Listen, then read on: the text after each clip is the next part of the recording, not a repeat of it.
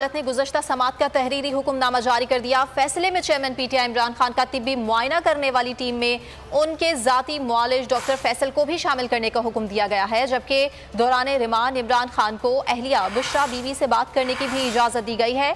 अदालत ने अपने हुक्मनामे में कहा कि दौरान रिमांड इमरान खान के वकला उनसे मुलाकात करना चाहें तो इजाज़त दे दी जा सकती है। एहतसाब अदालत ने गुज़श्ता समात का तहरीरी हुक्मनामा जारी कर दिया है। फैसले में चेयरमैन पीटीआई इमरान खान का तिब्बी मुआयना करने वाली टीम में उनके जाती मुआलिज डॉक्टर फैसल भी शामिल होंगे, जबकि दौरान रिमांड इमरान खान की अहलिया बुशरा बीवी से बात करने की इजाज़त भी दी गई है। अदालत ने अपने हुक्मनामे में ये कहा है कि दौरान रिमांड इमरान खान के वकला उनसे मुलाकात करना चाहें तो इजाज़त होगी।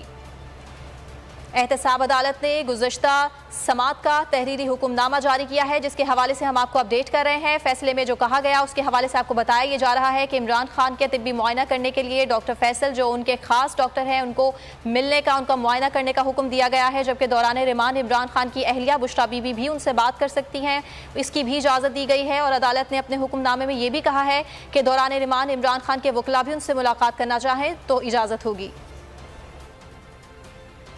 अहम खबर आपको दें, गिलगित बल्तिस्तान हाउस में वजीर आला और